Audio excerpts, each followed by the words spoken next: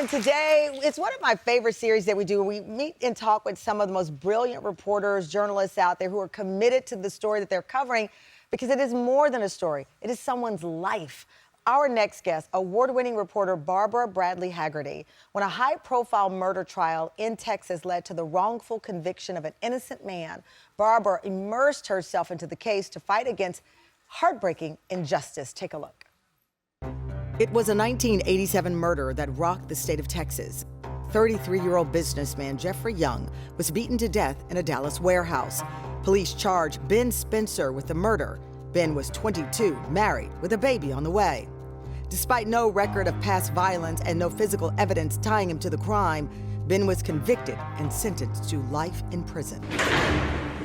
For more than 3 agonizing decades, Ben remained behind bars for a crime he insisted he did not commit, while his son, BJ, grew up without a father by his side. In 2017, journalist Barbara Bradley Hagerty began digging into the case in a series of investigative pieces for The Atlantic.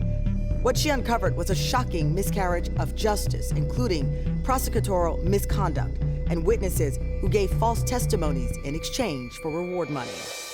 In 2021, thanks in large part to Barbara's relentless investigative reporting, Ben Spencer was finally released after 34 years in prison. But his story didn't end there. Now, in her new book, Bringing Ben Home, Barbara pulls back the curtain on how an innocent man could not escape a legal system that refused to admit its mistakes. Barbara joins the Tam fam. Please welcome her to the show. Thank you so much for joining us, and thank you for this story. I know that when you started investigating Ben's story, you said that what drew you in was that it showcased how easy it is to convict an innocent person, but nearly impossible to undo that mistake. Right. I think people don't fully understand that, Right. how easy it is Yes. to convict an innocent person. And Ben's case is an example of that. There were witnesses who lied, a jailhouse informant who lied, a prosecutor who hid evidence. We knew of a more viable suspect, and yet the police ignored that. And Ben goes into prison for 34 years. He never saw his son outside of the prison walls. He asked his wife to divorce him. The man, everyone knew he was innocent, except the judicial system. I got to tell you, I think to be a great reporter, you have to have open-mindedness. I mean, just in general in life, you should have open-mindedness. But being a reporter, your world could not be more different. And you went into this with an open mind that he could be innocent, which is remarkable because oftentimes people believe that the powers that be, the government, the courts, are not, they're not wrong. Right. We go with the establishment. And you said no.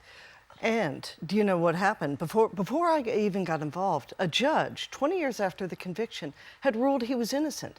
But the high court in Texas said, no, Ben, there's no DNA in this case, so you're going to stay in prison for the rest of your life. For the rest of your life? The rest of your life. And so when you hear that, you think, is innocence not good enough? What gets a person out of prison? What made you care enough to keep going? Well, I met Ben. I met him in prison. It was clear the guards respected him. Everyone believed he was innocent. I met his wife. I met his son. I dug into the documents. I went out, I interviewed people. There seemed to be absolutely no evidence that he was guilty. And so then you go, well, what is my purpose in life, right? My purpose in life is to help, to kind of see this through right to the end. Yeah.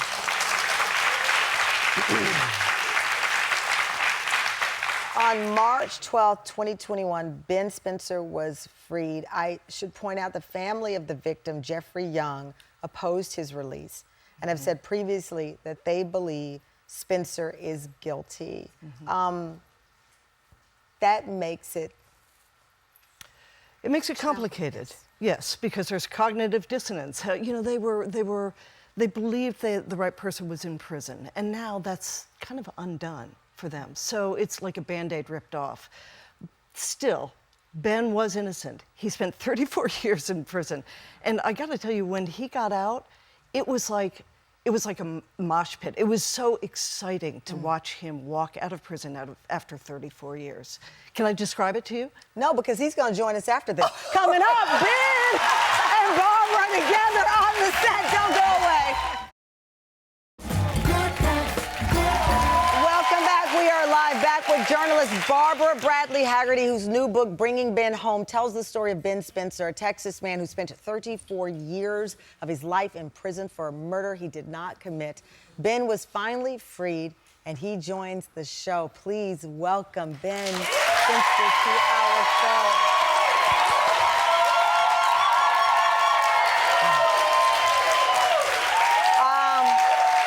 There's so much. First of all, thank you for joining us. There's so many details here, but for perspective, for people to understand what you lost. Your son was not even born when you were incarcerated. You were 22 years old. You're almost 60 now. That son is 37 years old. Yes. And you are rebuilding the pieces of this relationship. This is what kept you going. Right. Yes. Indeed. This is your son now. Yes. People always wonder, how do you keep going in a circumstance like that? How did you? First of all, God is good.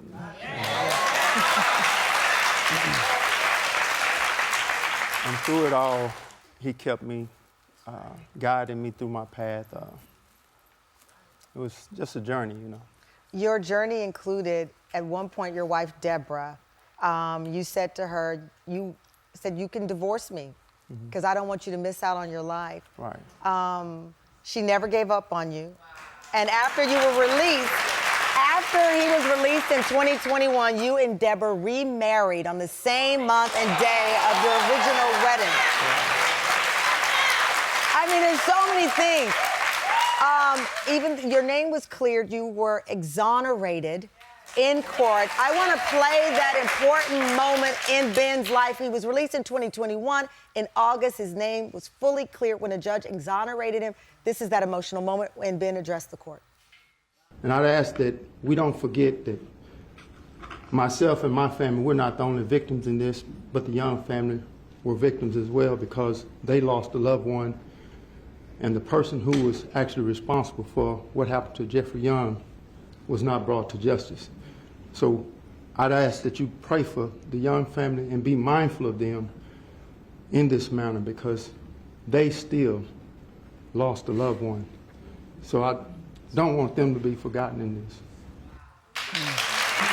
Ben, what did reporting, what did someone caring, reporters caring, investigators caring, why is that so important, especially for those who are in right now, who are innocent?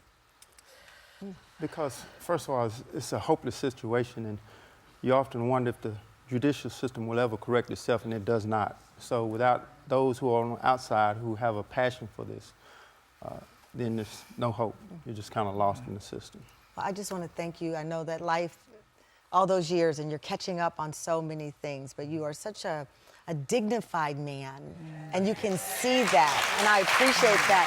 The book is Bringing Ben Home. It is out now. Tam Fam, you are going home with your own copy of this brilliantly written book.